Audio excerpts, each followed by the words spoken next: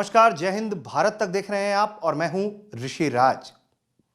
1971 का जंग, वो जंग जो 20वीं सदी के इतिहास में उतना वेल कोऑर्डिनेटेड जंग कभी नहीं लड़ा गया। वर्ल्ड वार में जिस तरह का सरेंडर देखने को मिला, उस तरह का ऐतिहासिक सरेंडर 1971 में देखने को मिला। कुल मिलाकर अगर कहा जाए तो भारतीय थल सेना, वायुसेना और नौसेना का जिस तरीके से कोऑर्डिनेशन दिखा, वो 20वीं सदी के इतिहास में दुनिया के किसी देश ने नहीं दिखाया। यही कारण है कि 1971 की बात जब भी होती है तो हर अंग जो सेना का है उसकी शाबाशी, उसकी वाहवाही में कोई कमी नहीं छोड़ी जाती है।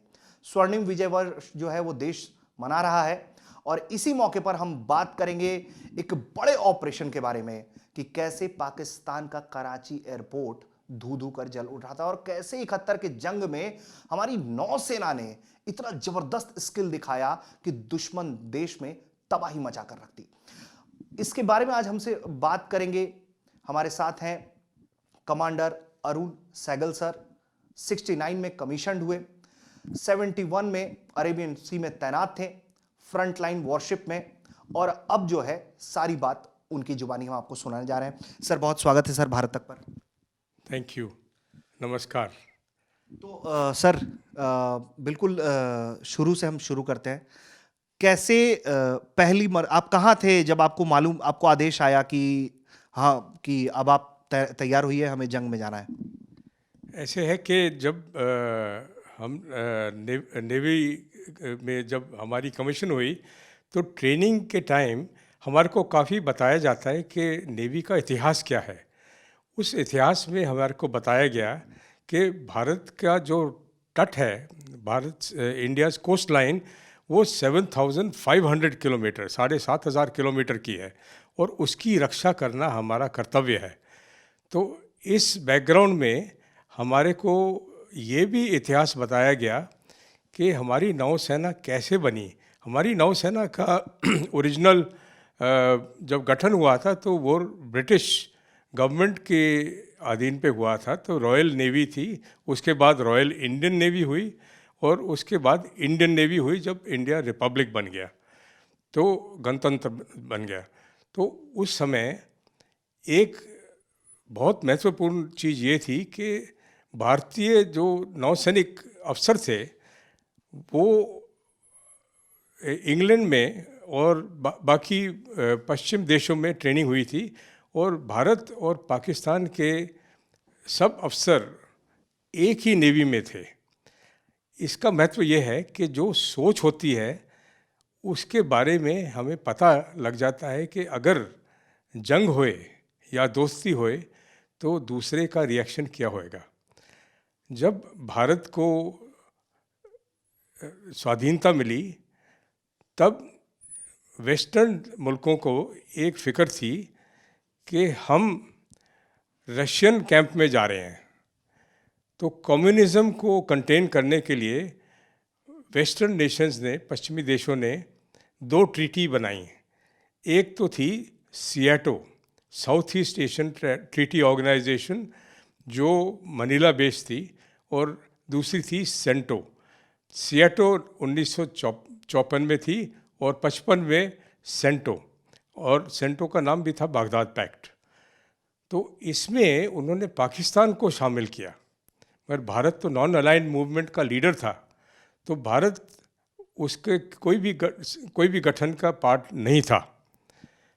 इस माहौल में जब भी कोई सोच होती थी वो ये थी कि अगर कोई कॉन्फ्लिक्ट होएगा या हमारी सोच विचार वही एक साथ नहीं मिलती है तो क्या किया जाए।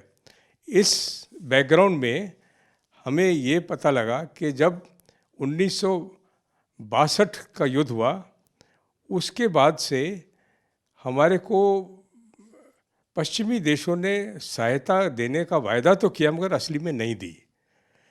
इस माहौल में हमने रशिया को अप्रोच किया और उन्होंने कहा हम आपको जो भी प्लेटफॉर्म चाहिए, हथियार चाहिए, वो देंगे। तो इस टाइम हमारे जो रक्षा मंत्री थे श्री वाई चौहान, उन्होंने डेलीगेशन लीड करी थी।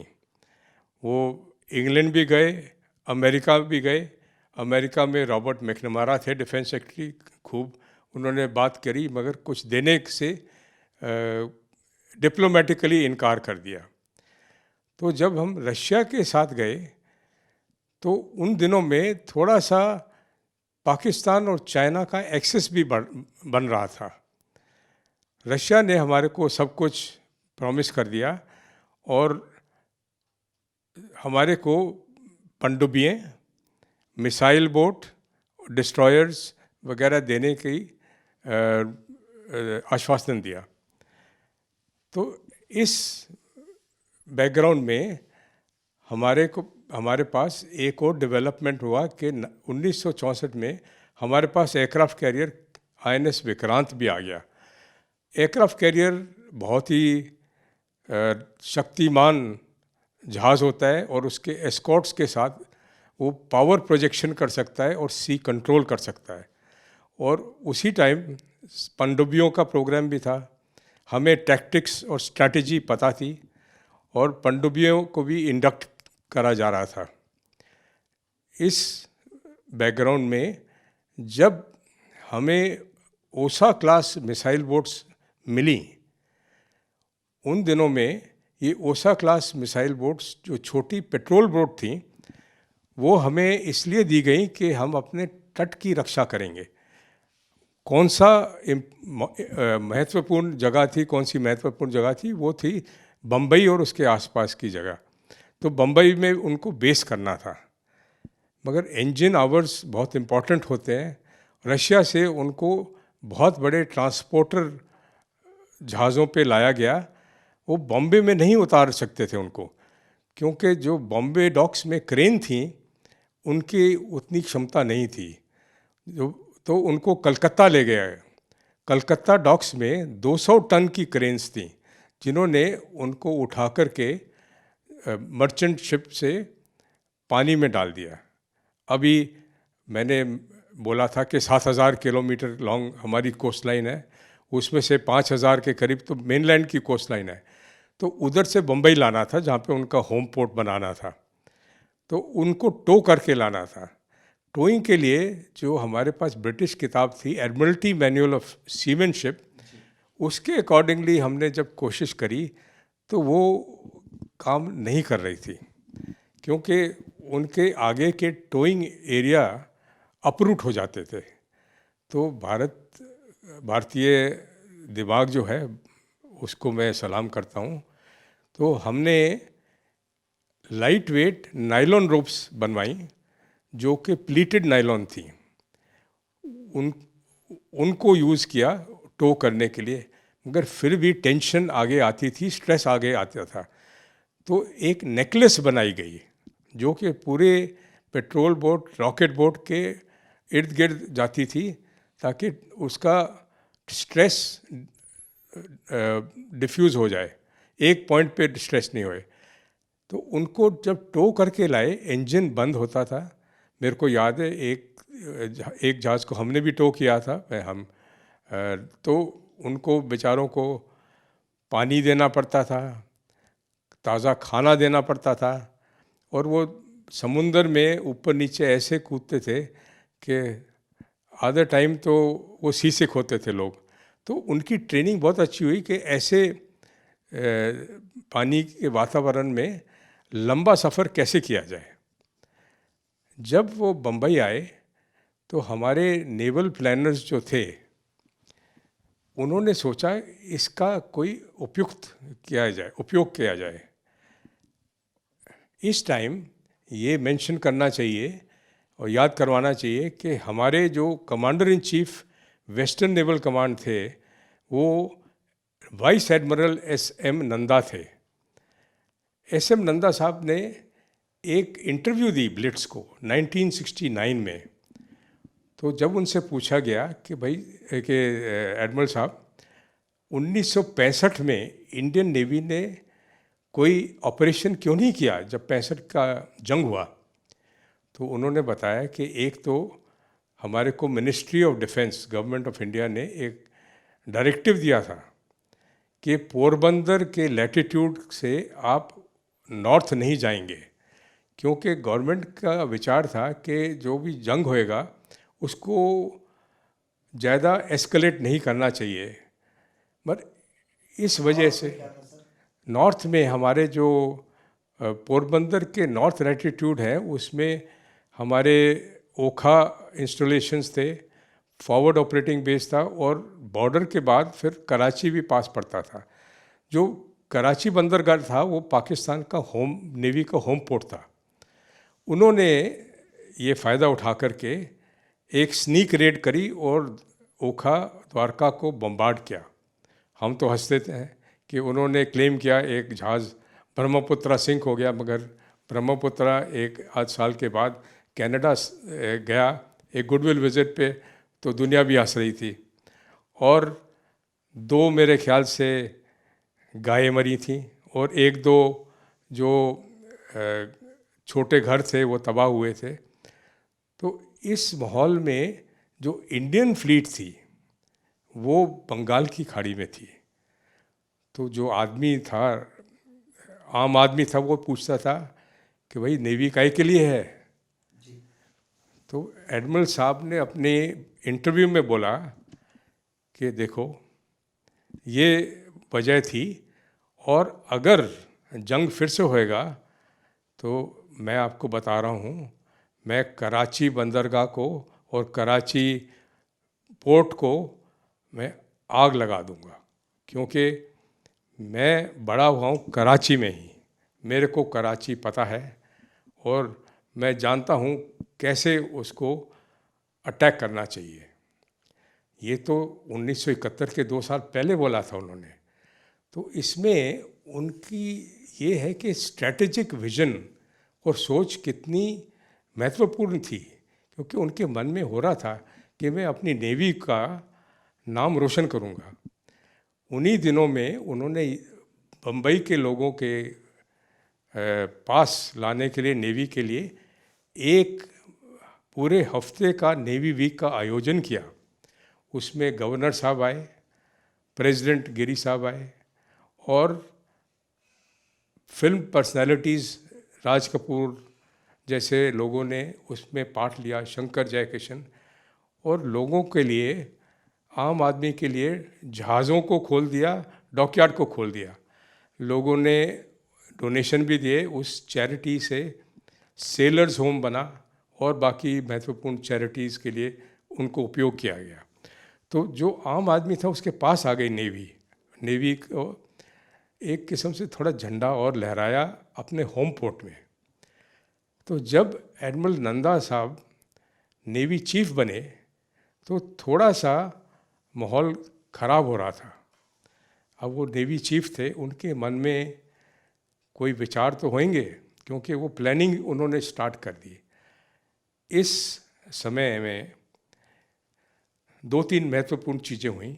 एक तो पाकिस्तान में इलेक्शन हुई, इंडिया में इलेक्शन हुई। इंडिया में इंदिरा गांधी जी वापस आ गई मार्च 71 में। उसके पहले 1970 में, 1970 में मुजीबुर रहमान जी ने मेजॉरिटी हासिल कर ली। मगर वेस्ट पाकिस्तान के जो रूलिंग इलाइट थे वो ये नहीं चाहते थे कि सत्ता हम मुजीबर जी के हाथ में दे दें, जो ईस्ट पाकिस्तानी है। सारा पॉलिटिकल कंट्रोल तो वेस्ट पाकिस्तान में ही था। तो उन्होंने मार्शल लॉ एडमिनिस्ट्रेटर और जो मिलिट्री कमांडर वगैरह तैनात किए थे, वो बहुत ही सख्त आदमी थे।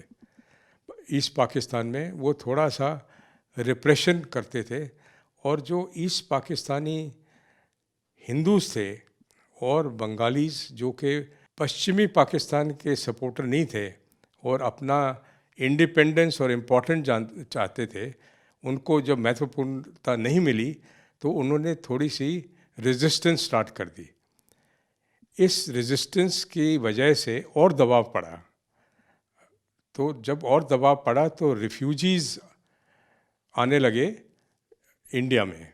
भारत में जब रिफ्यूजीज़ आने लगे तो उनके साथ बीच में पाकिस्तानी स्पाइस भी घुसने लगे। ये बहुत बड़ा सिक्योरिटी प्रॉब्लम था। तो इंदिरा गांधी जी ने 2-3 बहुत ही इम्पोर्टेंट कदम उठाए। उस समय ये भी हुआ था कि मिस्टर रिचर्ड निक्सन जो प्रेसिडेंट थे, उनके सलाहकार secretary of state Shri Kissinger ने जब भारत की यात्रा करी, उसके बाद वो पाकिस्तान गए। पाकिस्तान में जाकर के उन्होंने मीटिंग के बाद बोला, भाई मेरी तबीयत ठीक नहीं है, मैं थोड़ा रेस्ट करना चाहता हूँ। पर असली वो गए चकलाला एयरबेस पाकिस्तान में, और वहाँ से हवाई जहाज से चीन चले गए, क्योंकि उनका एजेंडा था कि अमेरिका और चीन के बीच में मित्रता और गहरी होनी चाहिए। बल्कि रिचर्ड निक्सन साहब ने उस मीटिंग के बाद यह भी बोला कि मैं 1972 में चाइना जाऊंगा और श्री चाउन लाओ से मिलूंगा, हम अपनी मित्रता और बढ़ाएंगे। ये तो एक तरफ अमेरिका की चाल थी। दूसरी तरफ इंदिरा गांधी जी को फिक्र था कि हमारे देश में क्या हो रहा है। इकोनॉमिक कंडीशन हमारी ख़राब होते जा रही थी, क्योंकि रिफ्यूजीज़ का बर्डन होना था, थोड़ा और टैक्स लगाया गया वगैरह जो भारत निवासी थे उनके। मगर सब ने कहा कि ये अच्छा कार्य है, इनकी मदद करो ह्यूमैनिटेरियन कॉज के लिए।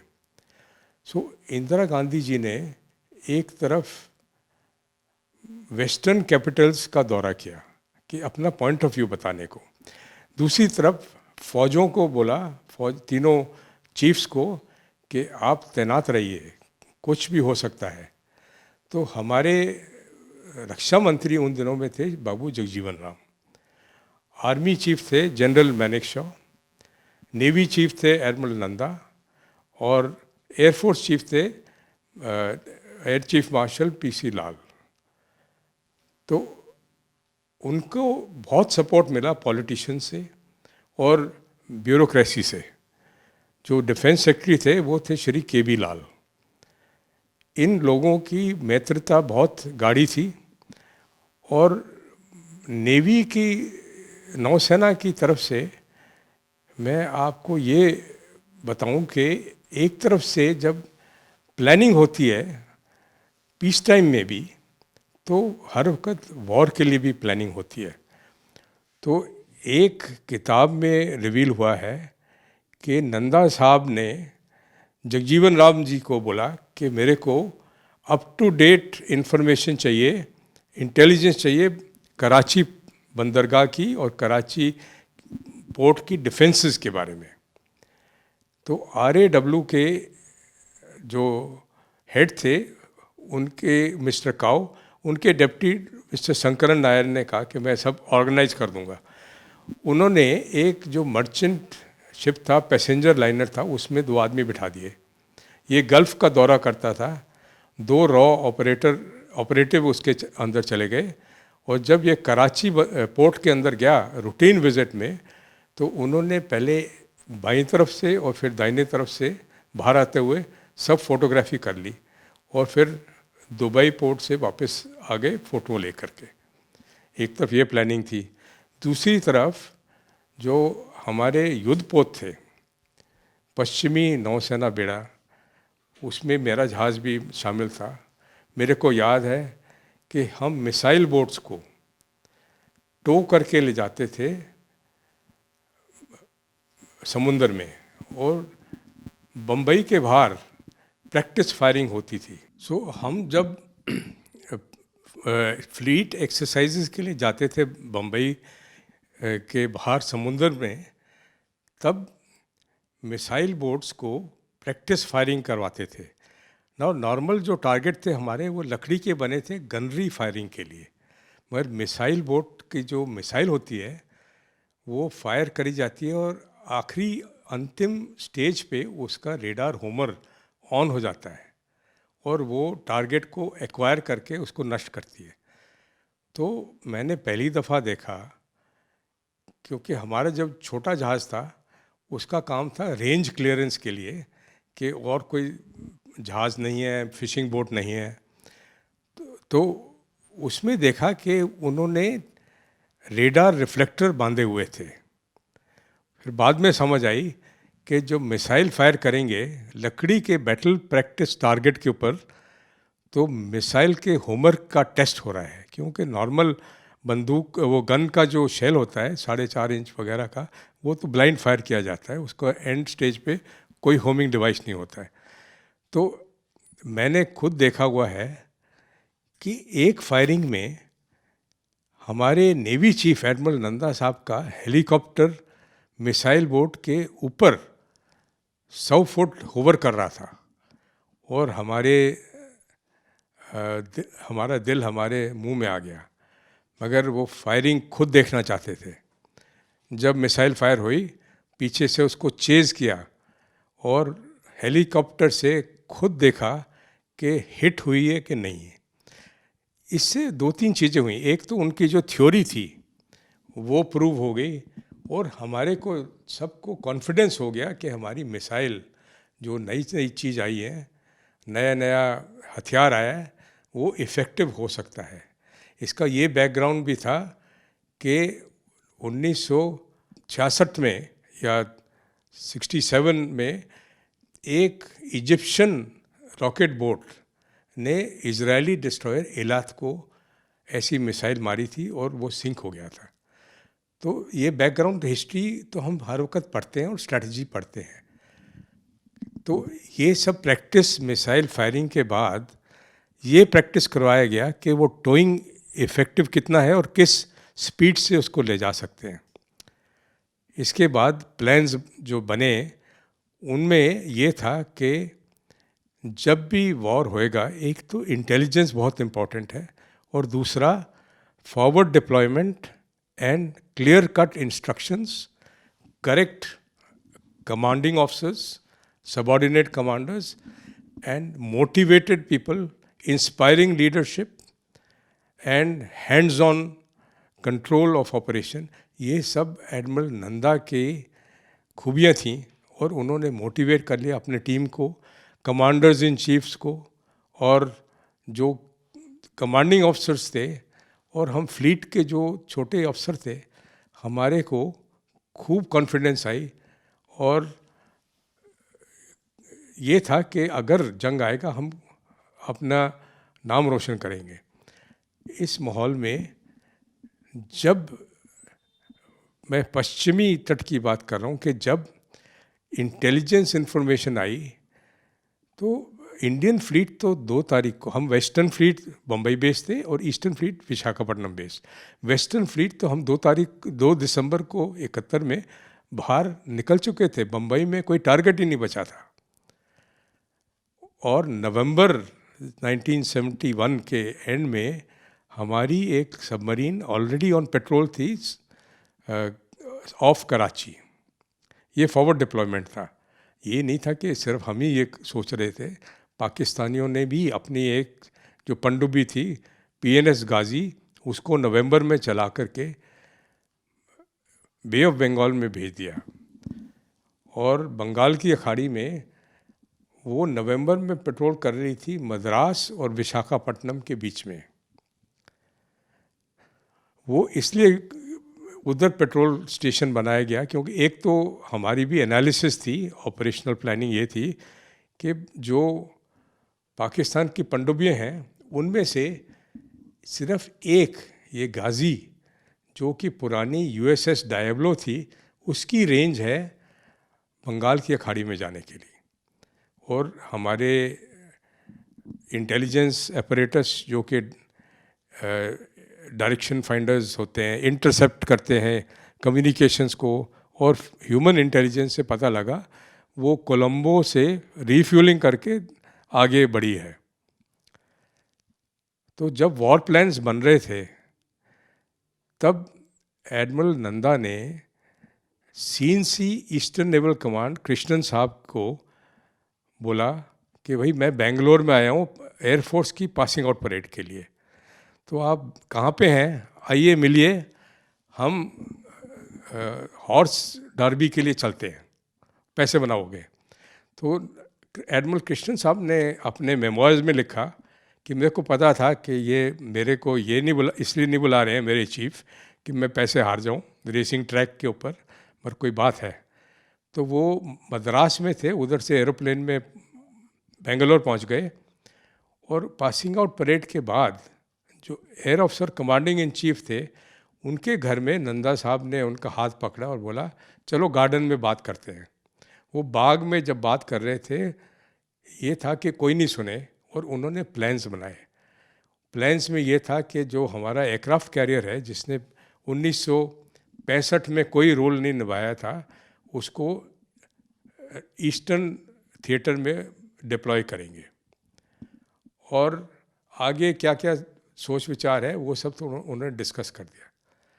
तो INS विक्रांत और उसके एस्कॉर्ट्स INS ब्यास और बेतवा को अटैच कर दिया ईस्टर्न फ्लीट के साथ।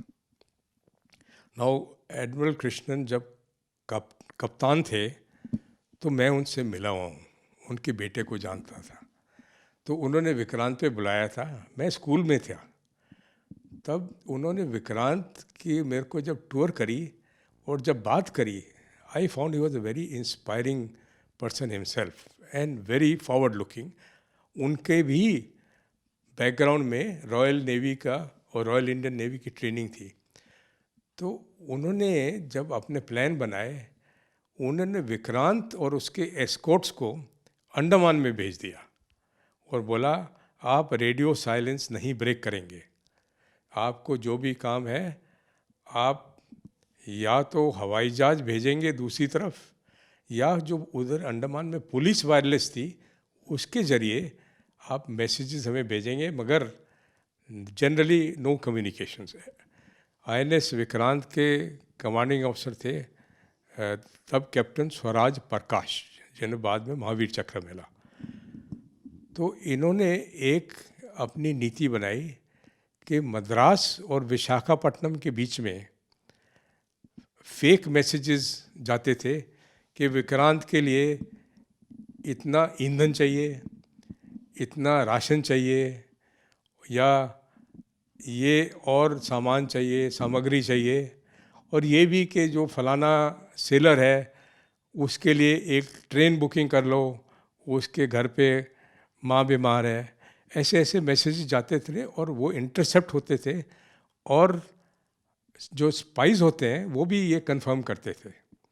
ये बाद में पता लगी कि ये सक्सेसफुल था, क्योंकि जब गाजी डूबी उसके बाद उसके रेक से जो सिग्नल लॉग मिला उसमें ये भी था कि carrier is in port occupy so and so patrolling area.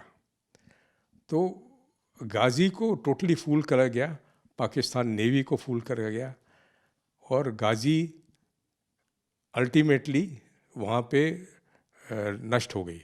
वो बताइए, मतलब कि जैसे कि आप लोगों को तमाम तैयारियों के लिए कहा जा रहा था कि हाँ अब आप तैयारी करिए, आपको इस तरह की भी एडवांसमेंट करनी पड़ सकती है। आपको मालूम, आप लोग उस वक्त जब होंगे, आप लोग न्यूली कमीशन थे उस वक्त, तो आप लोग को ये भी मालूम चल रहा होगा कि दूसरी जगह पर क्या, क्योंकि नया जो भी सैनिक होता है वो उसमें उत्साह बहुत ज़्यादा होता है। तो आप लोगों को मालूम चल रहा था कि बाहर की दुनिया में क्या हो रहा है, क्योंकि आप लोग समंदर में रह रहे थे और जिस तरीके की जो चीज़ें घट रही थी, तो क्या लग रहा था कि अब आप जंग पे जा रहे हैं? जंग को लेकर क्या चल रहा था?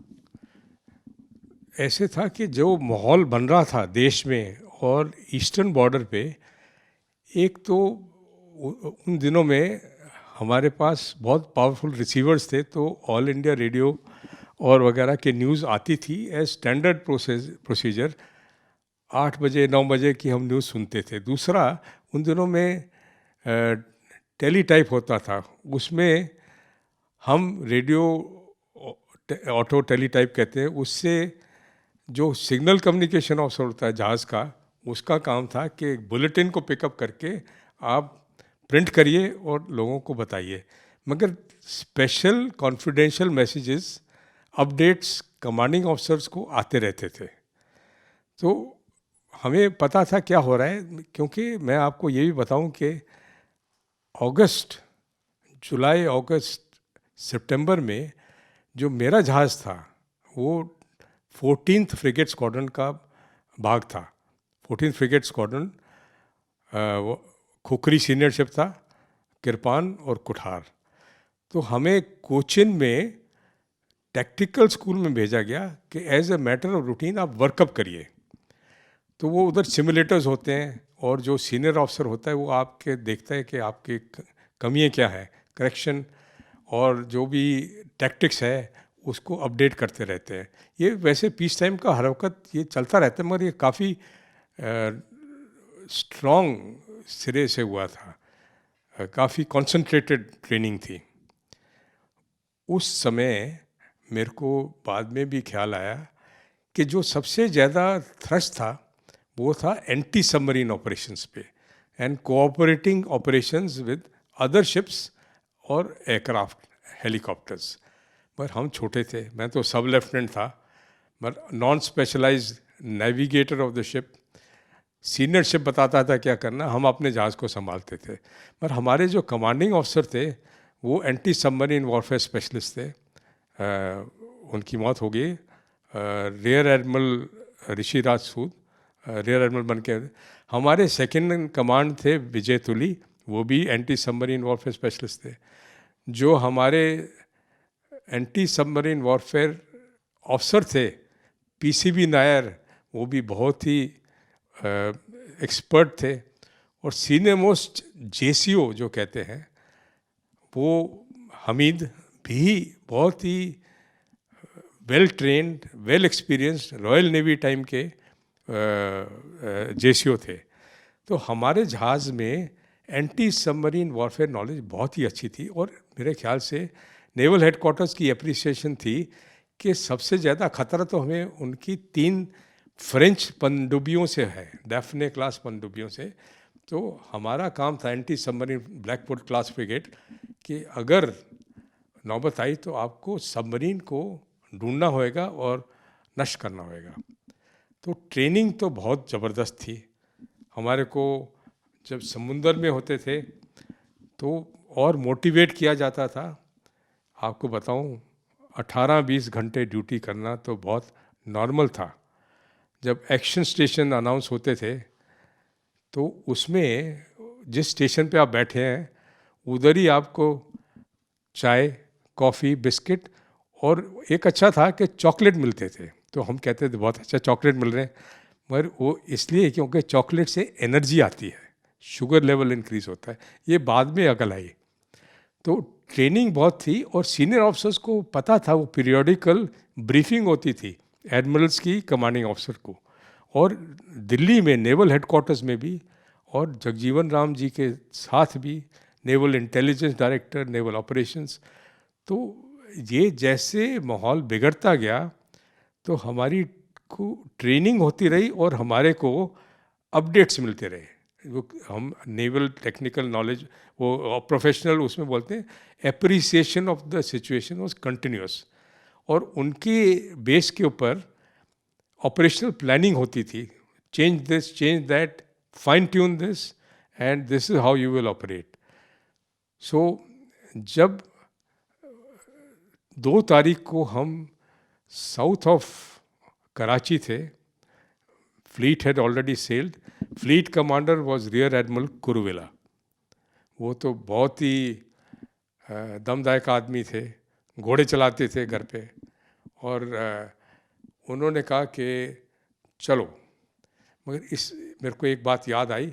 नवंबर में एक दिन जब हम बम्बई बंदरगाह से निकले तो बाहर आते ही उन्होंने सिग्नल किया कि पुट ऑन 18 नॉट्स। नॉर्मली हम 10 नॉट 12 नॉट पे, 1 नॉटिकल माइल 2000 गज होता है। तो सी में 1 नॉट इज़ 2000 यार्ड्स की स्पीड से। सो मैंने देखा कि जब मैं तो नेविगेटर जब चार्ट लगाया तो मैंने कहा वहाँ जाएंगे मिडल ऑफ द सी में, वापस आ जाएंगे 8-10 घंटे दूर जा कर के, मगर ये हाई स्पीड क्यों कर रहे हैं। तो जब मैंने चार्ट लगाया तो देखा कि भाई ये तो चार्ट नॉर्थ वेस्ट जा रहा है हमारा ट्रैक। फिर मैंने जल्दी से ढूंढा charts up to Persian gulf, ताकि मैं एंटीसिपेटेड ट्रैक को उसमें ड्रॉ कर सकूं, और फिर एक्चुअली वो पोजीशन फिक्सिंग होते रहती है, मगर you have to be ready. हम हाई स्पीड से गए, हम कराची के पास पहुंचे, सनसेट हो चुका था, रात के 7-8 बजे थे, जहाज़ों पे रेडियो साइलेंस थी, हमारी लाइट्स बंद थी, और हमें कराची के शोर लाइट्स दिख रही थी।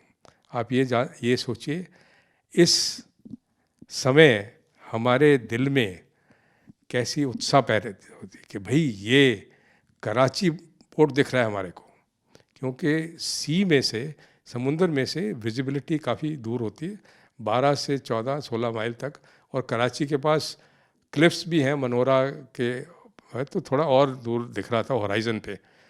खैर ये सॉर्टी करके आ गए हम, ये तो नवंबर ही था। उसके बाद जब दिसंबर में हम 2 तारीख को सेल आउट करके कराची के साउथ में थे, तब 3 तारीख को 5 बजे के करीब मैं नेविगेटर था, तो मैं खड़ा हुआ था, तो मैंने देखा कि कोई रिपोर्ट आ रही है रेडियो टेलीफोनी पे, और ऊपर देखा तो एक हवाई जहाज मंडरा रहा था, छोटा ट्रेनर जो होते हैं वैसा है। वो फ्लीट के करीब 6-8 हज़ार गज से थोड़ा सा चक्कर लगा के, जैसे कि शैडो कर रहा है या आइडेंटिफाई करने की कोशिश कर रहा है, वो 2-4 चक्कर लगा के और थोड़ा दूर चला गया। और हमारे को रिपोर्ट आई दूसरे जहाज से भी और फ्लीट कमांडर से भी कि एक अननोन एयरक्राफ्ट। तो उसके बाद जब सनसेट हुआ, तो तब सूर्यास्त के बाद न्यूज़ आई कि पाकिस्तान ने पश्चिमी साइड से अपने हवाई जहाज़ों से हमला बोल दिया है भारतीय एयर बेसिस पर। ये टैक्टिक ये थी, एक तो ईस्ट पाकिस्तान पे प्रेशर कम करने को, क्योंकि हमारी फ़ौजों का एडवांस तो सबको दिख रहा था और थोड़े थोड़े बॉर्डर स्कर्मिश भी हो रहे थे, मगर ये अटैक इसलिए होता है कि जो आपके बॉम्बर और फाइटर एयरक्राफ्ट हैं उनको सप्रेस किया जाए और एयरफील्ड्स को डैमेज किया जाए कि एयर सपोर्ट नहीं मिले अगर जंग हुए। तो उस रात को जंग छुट गया। मेरे को याद है कि जो कोड वर्ड आया, तो मैं ड्यूटी पे था, तो वो सिग्नल मैन ने कहा कि सर ये कोड वर्ड क्या है। तो मैंने उसको बोला कि ये कैप्टन साहब के पास ले जाओ। कैप्टन साहब के पास सील्ड एनवेलप था, उसके अंदर मतलब था कि अगर ये कोड वर्ड आएगा, ये एनवेलप खोलो और उसके अंदर पूरे ऑपरेटिंग इंस्ट्रक्शंस थे। ये सिक्योरिटी प्लानिंग थी ताकि कोई इन्फॉर्मेशन लीक नहीं होए। तो उससे पता लगा कि जंग शुरू हो गया है। तो ये तो थोड़ा लेट था। तो हमारी जो मिसाइल बोट्स थी वो एडवांस्ड बेस ओखा पे पोजीशन करी गई थी। उस रात को तो कुछ नहीं हुआ, मगर अगले दिन रात को ये जो मिसाइल बोट थी इनको टो करके ले जाया गया कराची की तरफ। ये होता है कि रात को अगर आप मूव करें, आइडेंटिफिकेशन ऑफ एनिमी और unknown platforms, ships is very difficult. तो हमें ये भी पता था कि उनकी हवाई जहाज़ों की रेंज क्या है अटैक करने के लिए, और ये भी पता था कि रात को वो नाइट फ्लाइंग नहीं करते हैं। तो ये जो मिसाइल बोट्स थी, इनको जो पहले हमने सीखा था उनको टो करके ले जाया गया और एक डिस्टेंस पे रात को छोड़ा गया। जो पहला अटैक था 4 और 5 दिसंबर की रात को, उसका नाम था ऑपरेशन ट्राइडेंट। उसमें 3 मिसाइल बोट थी और 2 एस्कॉर्ट शिप थे। 2 एस्कॉर्ट शिप थोड़े बड़े होते हैं, उनके ऊपर रेडार अच्छे होते हैं, मैन पावर ज़्यादा होता है, और most of all plotting of contacts and assessment of developing situation capability होती है। तो वो दूसरे जो मिसाइल बोट हैं, जो छोटे जहाज़ होते हैं, उनको गाइड कर सकते हैं। तो इनको ले जाया गया कराची बंदरगाह की तरफ और फिर छोड़ा गया। इनके जो स्क्वाड्रन कमांडर थे वो बाद में बने कॉमोडोर और कमांडर बब्रुभान यादव, जो कि शोर बेस्ड अथॉरिटी थे, मगर उन्होंने कहा कि मैं लीड जहाज़ के ऊपर जाऊंगा अटैक के लिए। जब बहुत साल बाद जब मैं उनको मिला तो मैंने कहा सर आप जहाज़ पे क्यों गए, आप तो शोर अथॉरिटी थे। तो उन्होंने हंस के बोला यार मैं तो शादीशुदा नहीं हूँ और मेरा आगे पीछे कोई नहीं था। और मैंने कहा ये तो यंगस्टर हैं कमांडिंग ऑफिसर्स, इनको थोड़ी इंस्पिरेशन मिलेगी और मेरा एक्सपीरियंस का फ़ायदा हो जाएगा। तो ये जो जहाज़ थे हमारे 3 मिसाइल बोट्स, इन्होंने जाकर के फायरिंग करी। जो मिसाइल अटैक हुआ उसमें मैं आपको अपना बताऊं कि 5-6 मिसाइल फायर हुई और 5 जहाज़ सिंक हुए। उनके पाकिस्तान के जहाज़ थे, युद्धपोत थे और मर्चेंट शिप्स भी थे जो कि एमुनिशन और अदर सप्लाईज ला रहे थे। तो इसके बाद जब वापस आ गए तो तैयारियां चलती रहीं। दूसरे तट पे गाजी का नष्ट होने की खबर आई। तो कृष्णन साहब का ईस्टर्न कमांड का जो वो कहते हैं रूज काम कर गया, उन्होंने उसको ल्योर कर दिया। इंग्लिश का वर्ड में ल्योर कर दिया, जैसे कि कोई बेट करते हैं वो गाजी को। और गाजी या तो अपने खुद की माइंस जो ले हो रही थी उनके ऊपर चढ़ गई, या ज़्यादा ही उत्सुक होके कि भाई वो जहाज़ बाहर आए। वो जहाज़ था वो INS राजपूत रंजीत, वो जो डिस्ट्रॉयर थे वो ऐसे प्रिटेंड कर रहे थे टैक्टिक्स में कि हमारे पीछे एक बहुत बड़ा नौसेना का जहाज़ आएगा। क्योंकि मैंने बताया कि हमारी ट्रेनिंग कॉमन थी, बेसिक डॉक्ट्रिन कॉमन थी, तो वो भी गाजी के कमांडिंग ऑफिसर यही सोचे होंगे। तो वो थोड़ा सा रिस्क ले रहे थे। उन्हें ये लग रहा था कि उनको विक्रांत मिल गया है और वो विक्रांत के थ्रू बिल्कुल जी, उनको ये लगा कि INS विक्रांत अभी निकलने वाला है, ये सैनिटाइज किया जा रहा है अप्रोचेस टू वाइजैग हार्बर को, और रैंडम डेप्थ चार्ज वगैरह ड्रॉप करे जाते हैं एक्सप्लोजिव लेडन। उससे क्या होता है कि सबमरीन को प्रेशर में डालते हैं कि वो ऊपर आकर के अपने विजुअल साइटिंग नहीं करे, या उसको अपने बचाव के लिए ज़्यादा महत्व देना पड़ता है। तो उसमें गलती हो जाती है, प्रेशर में गलती हो जाती है। तो जो भी है 4 और 5 रात को गाजी भी तबाह हो गया और एडमिरल कृष्णन ने बोला I have Ghazi at my door step. तो ऐसे सिग्नल भी इंस्पायरिंग होते थे। और दूसरी साइड में तैयारी हो रही थी। हमारे पहले मिसाइल बोट्स ट्राइडेंट वापस आ गए, और अगला जो अटैक था उसका नाम था पाइथन। तो अरब महासागर में इंडियन फ्लीट, वेस्टर्न फ्लीट तो गश्त लगा रही थी पाकिस्तान के ग्वाडर कोस्ट, मतलब कराची से लेकर ईरानियन बॉर्डर तक, और ये उनका प्लान था कि बम्बार्ड किया जाएगा, और उनके साथ एक मिसाइल बोट थी। तो इस मिसाइल बोट को छोड़ा गया अटैक करने के लिए। ये कमांडर तब लेफ्टिनेंट कमांडर जयरथ थे, विजय जयरथ।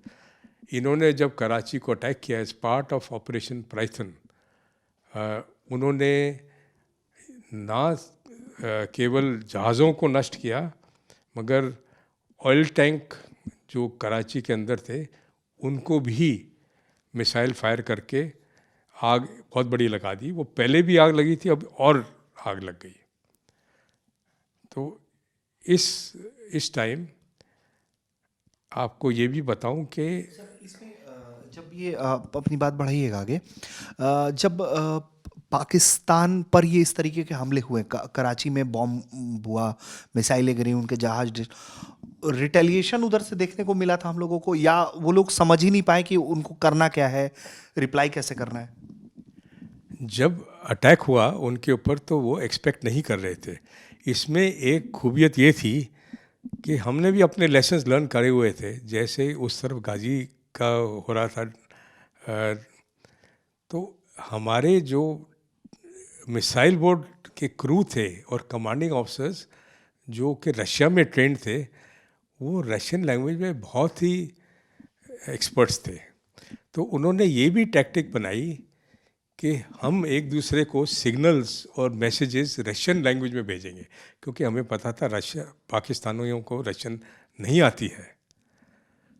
तो इस बैकग्राउंड में जब वो अटैक करने गए तो रशियन में बात कर रहे, तो बाद में एनालिसिस में ये भी है, पाकिस्तानियों ने सोचा कि कोई रशियन बात कर रहे हैं, इग्नोर कर दो।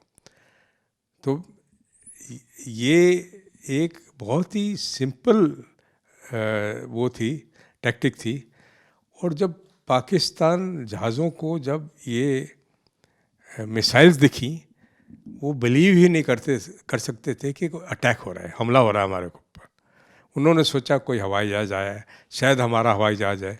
वो डैमेज हो गए और पाकिस्तान नेवल हेडक्वार्टर्स ने ये भी बोला कि भाई हवाई जहाज़, हमारे जो नौसेना के जहाज़ हैं, आप बंदरगाह के पास आ जाइए और अपने जो भी एम्यूनिशन है उसको आधा कर दीजिए ताकि डैमेज कम होएगा। इतना ही उस पर मोरल शैटरिंग इफेक्ट भी था। इससे ये भी हुआ कि कराची पोर्ट का ब्लॉकेड हो गया। उसके जो सप्लाईज आते थे फ्यूल और अदर थिंग्स के लिए, वो बिल्कुल चोक हो गए।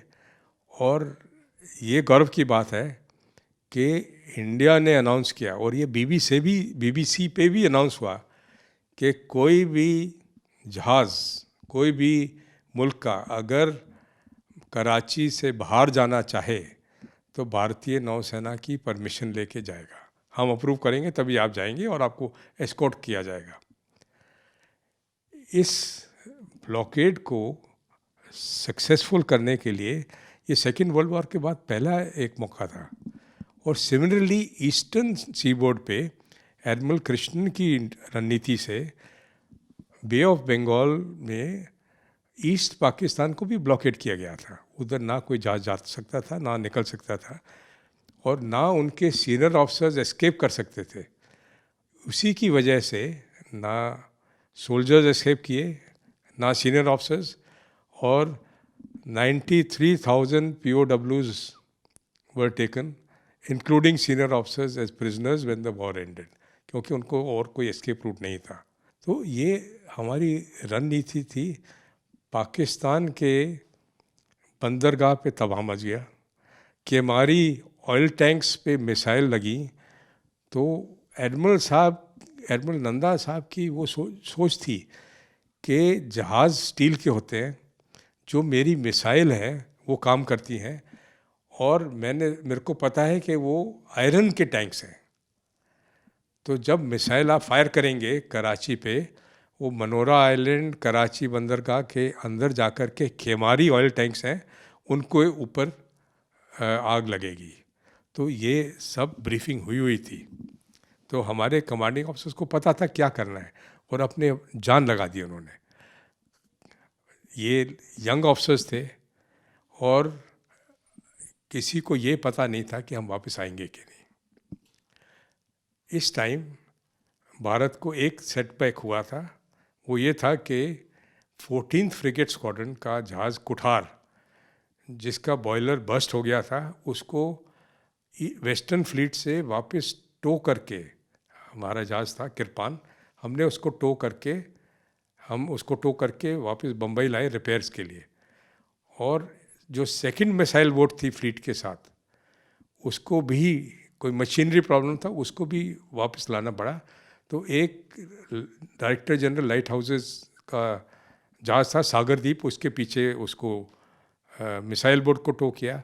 और हमारे बेड़े का और ये हमारे ग्रुप का officer in tactical command INS Khukri captain Mulla थे। हम वापस आए इतने में वो जो सबमरीन थी पाकिस्तान की, जो काठियावाड़ कोस्ट दीव पोरबंदर एरिया में गश्त लगा रही थी, उसके बारे में डायरेक्शन फाइंडर्स ने इंटेलिजेंस इंटरसेप्ट करी। तो CNC वेस्ट ने बोला कि 14 frigates squadron go and sail on a hunter killer mission. तो 9 तारीख को हम उस एरिया ऑफ प्रोबेबिलिटी में गए, पर अनफॉर्चुनेटली कोठार का रिपेयर कंप्लीट नहीं हुआ था। तो खुखरी सीनियर ऑफिसर और हमारा जहाज किरपान उस एरिया में गए। हम सबमरीन को उस एरिया ऑफ प्रोबेबिलिटी कहते हैं, उसमें ढूंढते रहे। तो हमारा बैड लक ये था, और यार वो कहते हैं प्रोविडेंस ये था, कि सबमरीन की डिटेक्शन रेंज हमारे सोनार रेंज से, अंडर वाटर आपको साउंड बीम से डिटेक्ट करना पड़ता है। तो हमें तो सोनार पॉजिटिव डिटेक्शन के लिए साउंड बीम को भेजना है और वापस लेना है। Submarine can operate silently and pick up passive signals, so उसकी डिटेक्शन रेंज ज़्यादा हो जाती है। सो उस एनवायरनमेंट में, उस माहौल में, एक तो उस एरिया में नॉन सबमरीन कॉन्टैक्ट्स काफ़ी थे, जो कि हमें थोड़ा सा फूल करते थे कि सबमरीन है कि नहीं। मगर हमारी ट्रेनिंग इतनी थी, हम पूरा ड्रिल करते थे जब तक ये पता नहीं लगे कि सबमरीन है या कोई व्हेल है या और कोई फिश है। तो रात को करीब 8:45 बजे 9 तारीख को मैं अपने जहाज़ पे किरपान पे ड्यूटी ऑफिसर था। तो मेरे को रिपोर्ट आई सोनार कंट्रोल रूम से, टॉर्पीडो टॉर्पीडो टॉर्पीडो। तो अवॉइडिंग एक्शन किया, जैसे हमारी डॉक्ट्रिन थी उसको अवॉइड किया। पहला टॉर्पीडो हमारे ऊपर फायर किया था पाकिस्तान सबमरीन हंगोर ने, वो हम 2 जहाज़ जो थे उनके बीच में आ गया था आगे। तो हम उसको डिटेक्ट नहीं कर पाए थे, मैं टॉर्पीडो को डिटेक्ट किया। और जैसे मैंने बोला, हमारे JCO जो थे, मास्टर चीफ टैसाई कहते हैं, torpedo anti submarine instructor Hamid, वो खुद सोनार कंट्रोल रूम में थे। वो 20-20, 22-22 घंटे ड्यूटी पे रहते थे उधर। उनकी इतना एक्सपीरियंस था, नॉलेज थी, उन्होंने रिपोर्ट किया, अवॉइडिंग एक्शन हुआ। और जैसे ही हम स्टडी अप हुए कोर्स में, क्योंकि उसमें मैन्यूवरिंग करनी पड़ती है, स्पीड, और एंटी सबमरीन मोटर जो होता है उसको फायर करना पड़ता है उस डायरेक्शन में, ताकि टॉर्पीडो का होमिंग हेड डिसरप्ट हो जाए। जैसे थोड़ा स्टडी हुआ, एक और टॉर्पीडो बाहर गया, और हमने खुखरी को रिपोर्ट किया कि टॉर्पीडो से अटैक हो रहा है। मगर इतने जल्दी में चीज़ें हुई और समय में हुई कि एकदम से मैंने देखा बाईं तरफ खुखरी था, जो कि 2-2.5 मील दूर था, एकदम से उस पर आग लगी हुई थी। जो होमिंग टॉर्पीडो था तीसरा वाला, खुखरी के प्रोपेलर के ऊपर होम ऑन कर गया, उसके नॉइज़ के ऊपर। It was homing on to the propeller. वो प्रोपेलर पे जब होम ऑन किया तो खुखरी के पीछे के पार्ट में मोटर हैंडलिंग रूम होता है, जिसमें मोटर एम्यूनिशन भी होता है, वो एक्सप्लोड कर गया। उससे आग आगे गई, फ्यूल टैंक और बॉयलर्स एक्सप्लोड हुए, और दूसरा टॉर्पीडो भी उसको लगा। तो 4 टॉर्पीडो फायर हुए थे, 2 तो हमने इवेड कर दिए किरपान पे। Khukri could not evade, though we were both at action stations. तो इट इज जस्ट circumstances. तो khukri started because the rear part had been blown off. आग इतनी थी, डार्क नाइट पे we could see the flames, और बहुत ज़बरदस्त आग थी। तो वो पीछे पार्ट से नीचे सिंक होने लगा, और अबैंडन शिप ऑर्डर किया गया उस पर। कम्युनिकेशन डेड था, we could not communicate, radio पे we could not communicate, flashing light we could not communicate. और मैं जहाज़ का नेविगेटिंग ऑफिसर था, 2 नॉन स्पेशलिस्ट। तो मेरे कमांडिंग ऑफिसर ने कहा कि आप नीचे ऑपरेशंस रूम में जाइए और जो नया रेड आ रहा है उस पर खुद बैठो। मैं उस पे देखता रहा, और मेरे को अभी भी याद है वो रेडार पे जो खुखरी का कांटेक्ट था, वो जब मैं गया तो स्विच ऑन किया तो वो रेडार पे सॉलिड कांटेक्ट था, मगर as she started sinking, that solid contact started dissipating, weak होते रहा। तब मेरे मन में आया कि भाई ये खुखरी तो सिंक हो रहा है।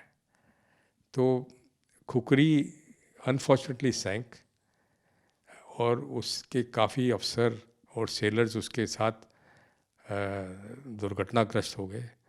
खुखरी की लाइफ बोट्स में सर्वाइवर्स थे जिनको अगले पौ फटने के टाइम किरपान और तब एक और जहाज़ जो था कच्छल, उसको डाइवर्ट किया था। हमने रॉन्डवू करके उधर आकर के उनको अगले दिन पिकअप किया। उसमें जो भी सर्वाइवर्स थे उनको लिया गया, और ये गौरव की बात है कि जो सर्वाइवर्स हमने किरपान में पिकअप किए और जो कच्छल ने पिकअप किए, उन्होंने कहा कि सर ये सबमरीन को हम मारेंगे, ढूंढ के निकालेंगे, हम बदला लेंगे। मगर हमारा बैड लक था, क्योंकि हमारे को उतने हवाई जहाज जो चाहिए थे और हेलीकॉप्टर जो चाहिए थे वो इमीडिएटली नहीं मिले। समुंदर में सड़क नहीं होती है, समुंदर तो एक पानी का गोला होता है, सर्कल होता है। तो जो समुद्र में पनडुब्बी होती है, जो अंडर वाटर या कोई जहाज़ भी होता है, उसको आधे घंटे या 1 घंटे के बाद ढूंढना बहुत ही मुश्किल होता है, क्योंकि वो कोई भी साइड में जा सकता है। तो पेट्रोलिंग एरिया और सर्च एरिया इंक्रीज होते जाता है। ये सब चीज़ें जब एक्चुअली देखी जाती हैं टैक्टिक्स के साथ, it was bad luck. We put sonobuoy barriers to detect everything. Navy ने खूब इसके बाद लेसन्स लर्न किए। We have to learn the lessons of the war so as to plan for the future. लेकिन sir advancement तो हमें मिल गया, मतलब हम, चूंकि ये तो सबको मालूम होता है कि हम जंग में जब जा रहे हैं तो उसके प्रो और कॉन दोनों हो सकते हैं, लेकिन जिस तरीके का एडवांसमेंट आप लोगों ने दिलवाया और जिस तरीके से एडवांस अटैक हुए कराची पर, उसके बाद से तो वो मतलब मेजर पार्ट में तो ये देखा गया कि फिर पाकिस्तान जो है वो पूरी तरीके से वो सरेंडर करने के मोड में आ गया। हाँ जी, जो हमारे को as military officers, not only naval officers, we are taught to accept casualties in war. वो कहते हैं ना, अपनी जान लड़ा देना निशान के लिए। तो उस माहौल में वी एक्सेप्ट कैजुअलिटीज़, मगर दुश्मन को सबक सिखाना बहुत ज़रूरी होता है। इतना प्रेशर डाला कि पाकिस्तान को सरेंडर करना पड़ा। और मेरे को याद है कि जब मैं एडमिरल नंदा के साथ बात कर रहा था, बहुत साल बाद एक दफ़ा उन्होंने बताया, मैंने कहा सर आपको प्रेशर नहीं था, इंटरनेशनल प्रेशर? उन्होंने कहा कि मैं आपको 2-3 बात बताता हूँ। एक तो उन्होंने रशिया की प्रेज़ करी। उन्होंने कहा जब मैं CNC वेस्ट था तो उनके रशिया के बहुत फेमस एडमिरल थे, एडमिरल गॉर्शकोव, वो आए थे बम्बई, और मेरी उनके साथ बहुत अच्छी दोस्ती हो गई। उन्होंने कहा कि एडमिरल साहब, एक तरफ तो नौकरशाही होती है, प्रोसीजर्स होते हैं कंट्री के, मगर you are a good friend, navy to navy, आपको कभी भी कोई चीज़ चाहिए होए, कोई काम होए, कोई प्रॉब्लम होए, आप मेरे से डायरेक्टली बात करना।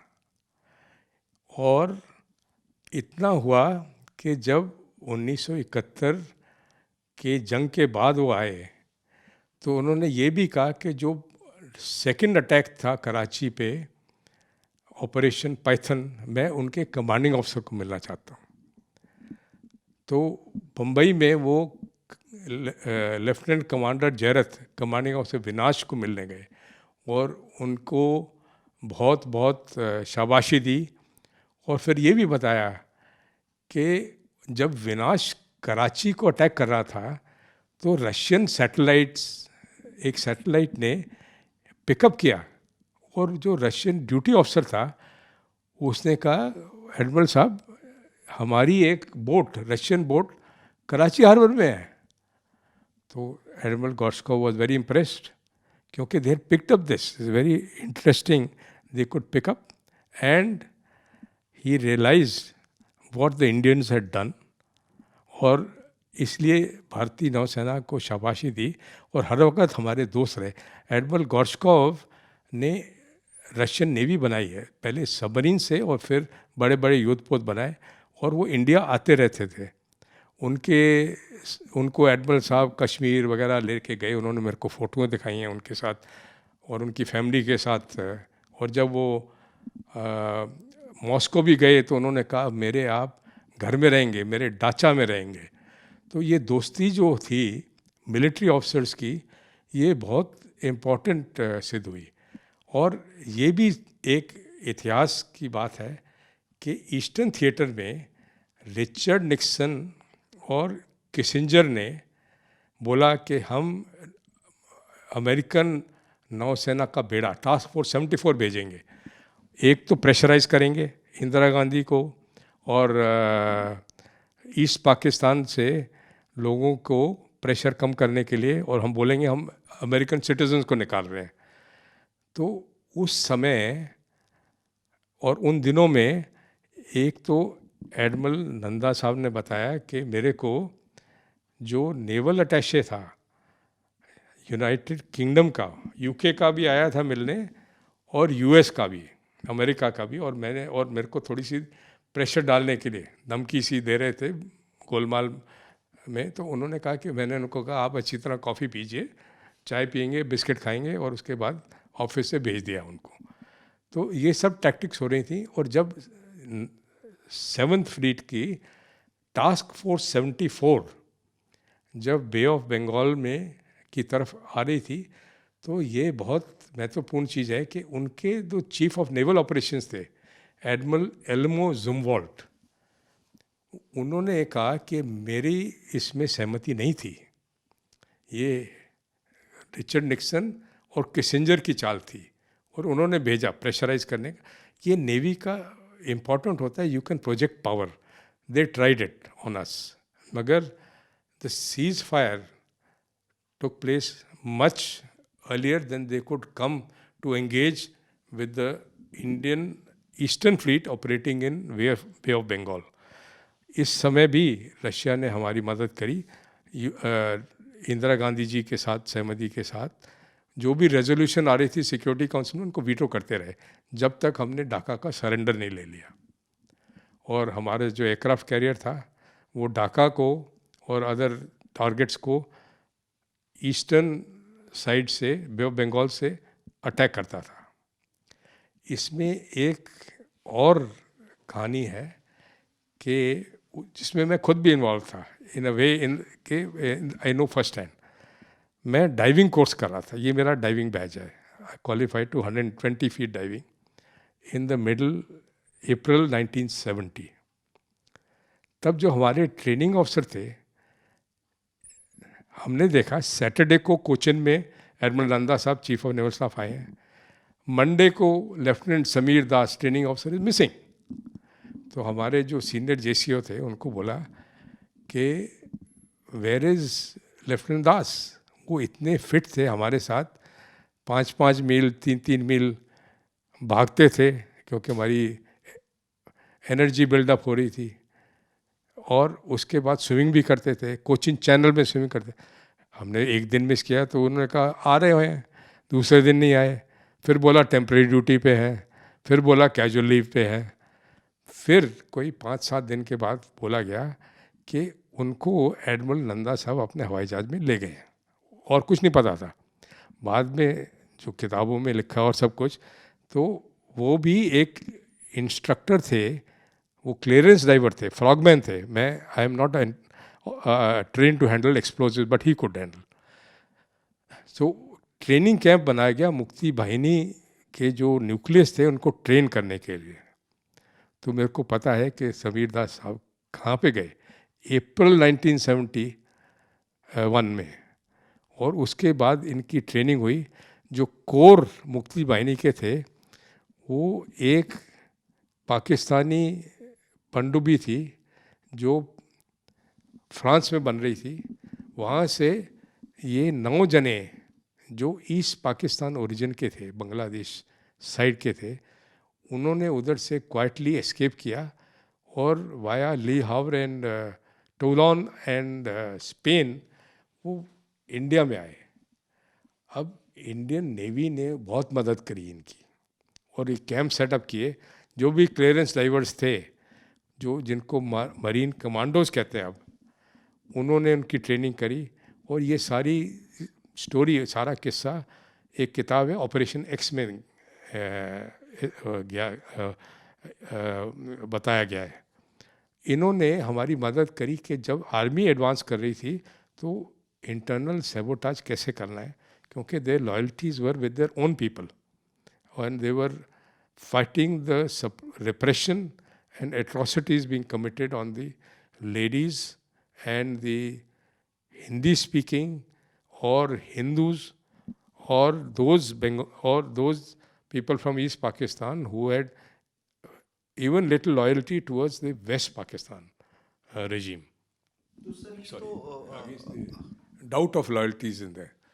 तो ये सब सारी जो विजन थी, ये विजन और स्ट्रैटेजी नेवी की is unparalleled in my mind. I serve 25 years.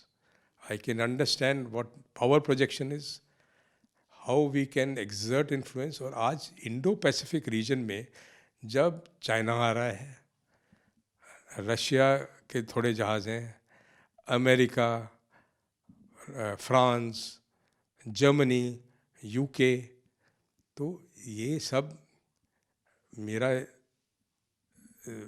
को जो इतिहास ने सिखाया यही है कि शायद 50 साल पहले हमें और पैसे मिल जाते, मगर India could not afford to increase the size of its navy. Economic development होना चाहिए था, मगर हिंद महासागर इतना बड़ा है, हमारे कंट्री के नाम पे है, उसके फ्रीडम ऑफ नेविगेशन सबको ऑथराइज है।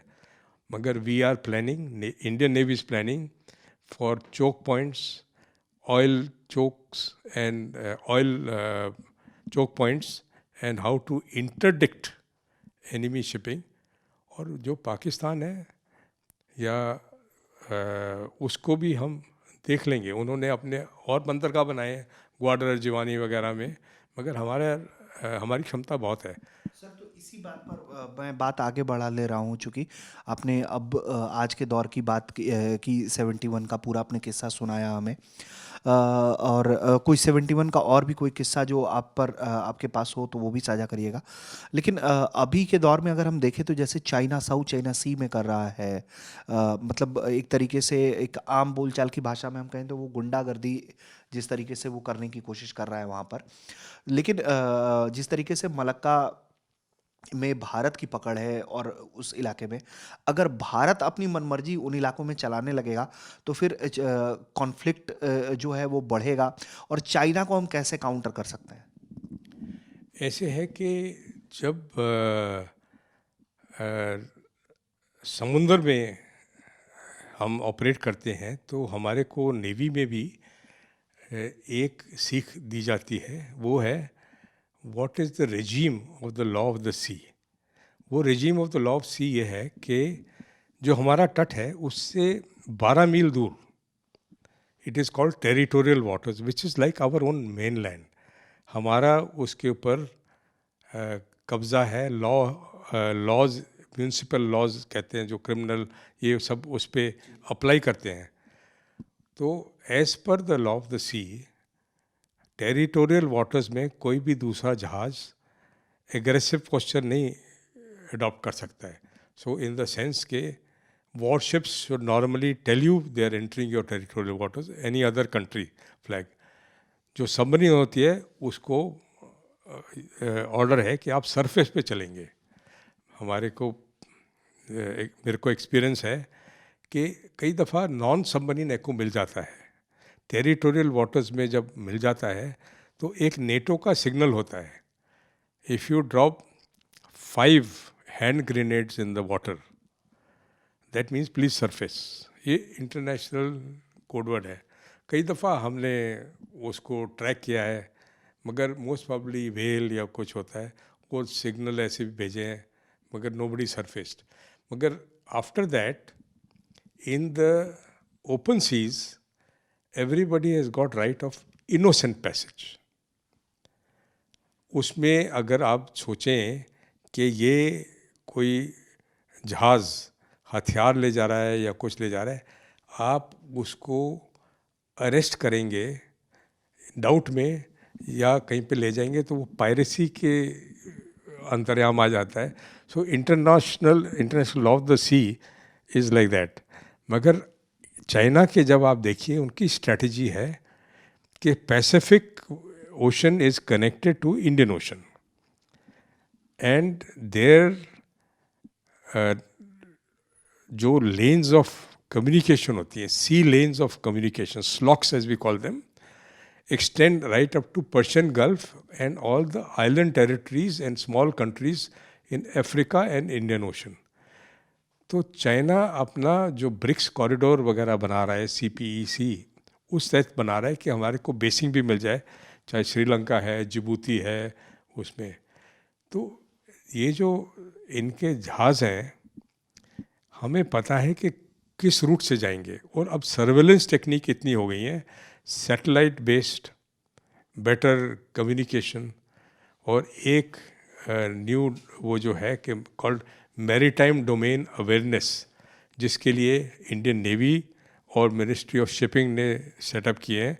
इंडियन नेवी का IFC IOR है गुड़गांव में, और सागर मंथन बम्बई में मिनिस्ट्री ऑफ शिपिंग. उससे जो भी जहाज़ चल रहा है हमारे तरफ आ रहा है, तट पे जा रहा है, उसकी सारी इंफॉर्मेशन हिस्ट्री हमें पता करनी चाहिए.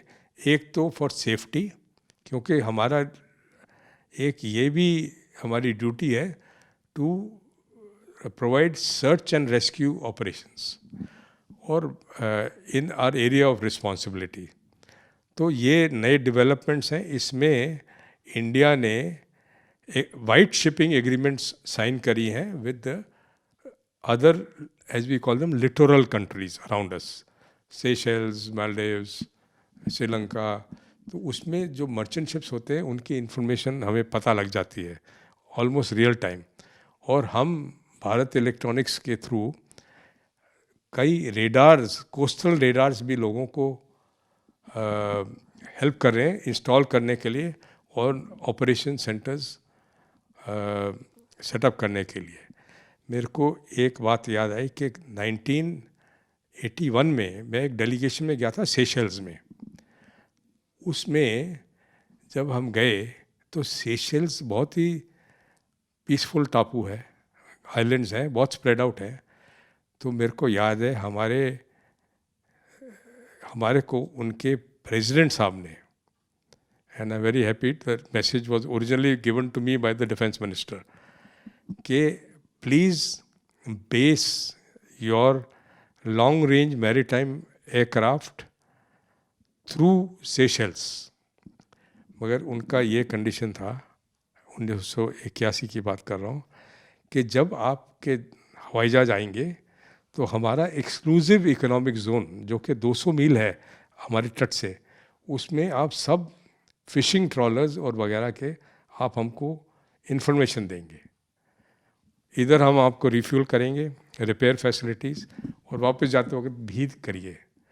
सो ये कोऑपरेटिव एंडेवर एक साइड से तो हमारी फॉरेन मिनिस्ट्री करती है, national strategy comes into place, maritime strategy of the navy follows it and tries to further the aims, national aims. Hind Mahasagar में सभी लोग इसलिए भी आ रहे हैं क्योंकि जो ओशन बेड है उसके ऊपर बहुत स्ट्रेटेजिक मिनरल्स हैं, उनको कहते हैं पॉलीमेटेलिक नोड्यूल्स. तो अभी इंडिया ने एक तो बहुत पहले as pioneer investor India has sign the UN convention, और दूसरा इसी साल हमारे प्राइम मिनिस्टर जी ने अनाउंस करवाया है इंडिया डीप ओशन मिशन.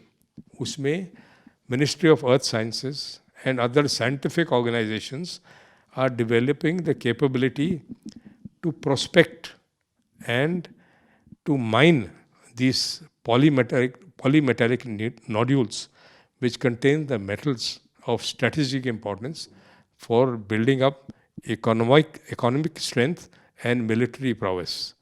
तो इसमें कई मुद्दे हैं, और अगर मेरे को पूछो जो हमारे पास रिसोर्सेज हैं उसके हिसाब से as a naval officer I say we are on the right track. आगे भी सर मतलब हम लोगों को लगता है कि अब हम लोग सही पाथ पर अभी जिस तरीके से आप बता रहे हैं कि हम हैं, और आगे भी जब भी ज़रूरत पड़ेगी हर तरीके से भारतीय नौसेना की जो तैयारियां हैं और जिस तरीके के जो प्रोजेक्ट्स चल रहे हैं अपने स्वदेशीकरण के जरिए भी, तो उससे भी बहुत मजबूती हासिल हो रही है। और आगे कभी ऐसा जो टू फ्रंट वॉर सिचुएशन की बात की जा रही होती है, जो सीडीएस साहब लगातार कह रहे थे ढाई फ्रंट वॉर के लिए भी हम तैयार हैं, तो ऐसे मौके पर भी मतलब नौसेना जो है वो अपनी बखूबी भूमिका निभा सकती है। हाँ, मेरे विचार में तो है। मेरे को खुद को एक्सपीरियंस है। मैं एक जहाज़ पे था जो लिएंडर क्लास जहाज़ है, मैज़गन डॉक में बना था, 4th लिएंडर INS दूनागिरी। तो वो शिपयार्ड बना रहा है, मगर इसका डिज़ाइन ओरिजिनली यूके से आया था। उसके बाद इंडियंस ने उसको मॉडिफाई करके बहुत मॉडर्न रेडार्स और सेंसर लगाए जो डच वगैरह के थे, इंडिजनाइजेशन किया।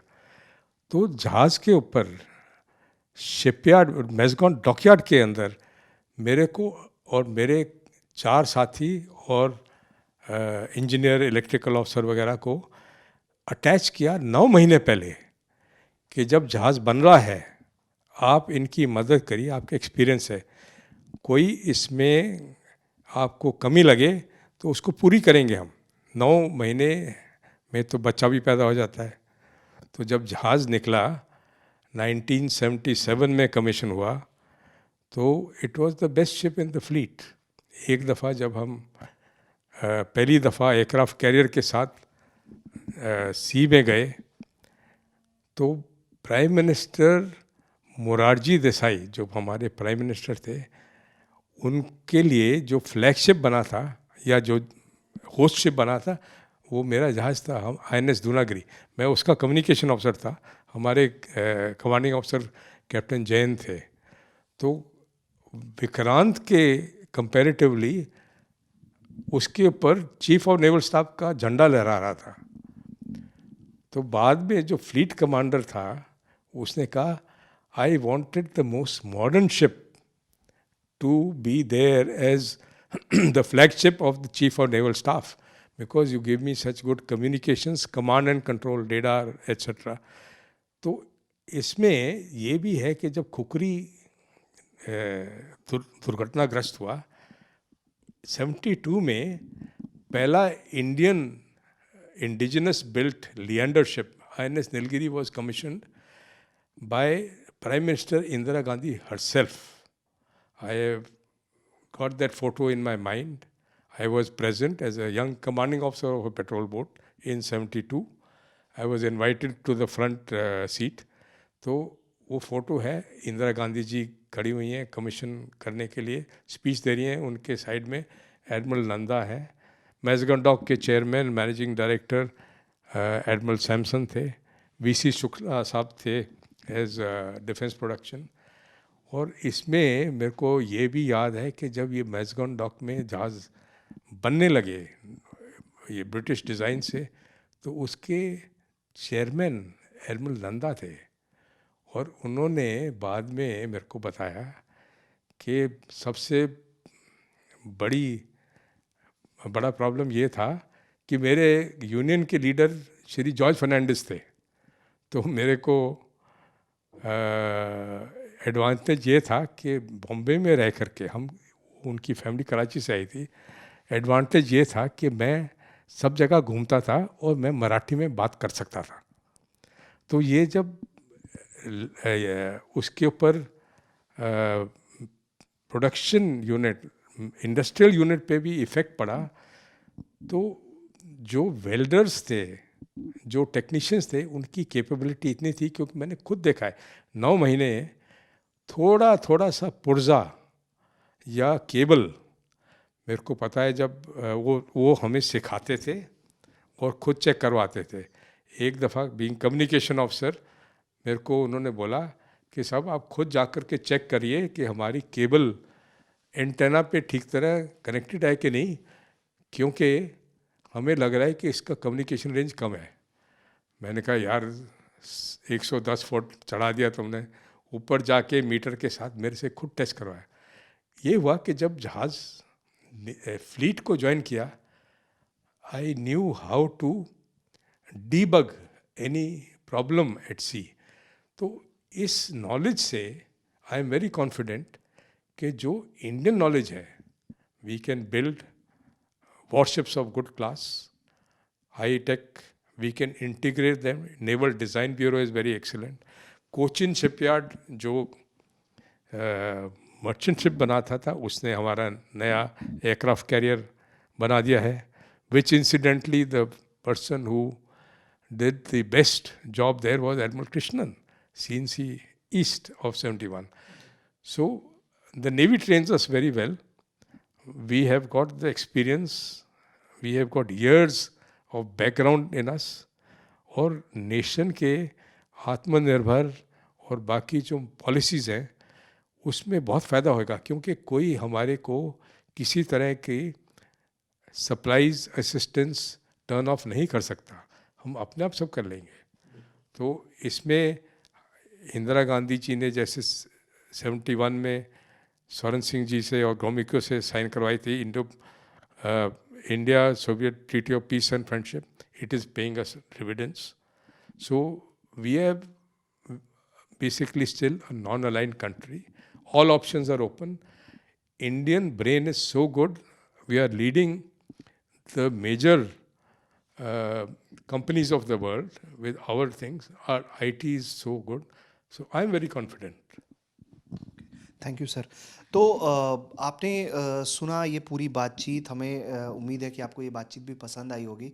और कुल मिलाकर संदेश यही है बातचीत से कि हम पहले भी तैयार थे, हम अब भी तैयार हैं और हम आगे के लिए भी तैयार हैं। दुश्मन जब भी भारत की शक्ति आजमाना चाहेगा, भारत की नौसेना, वायुसेना और थल सेना तीनों ही ऐसा प्रहार करेंगी कि सदियां उदाहरण देंगी।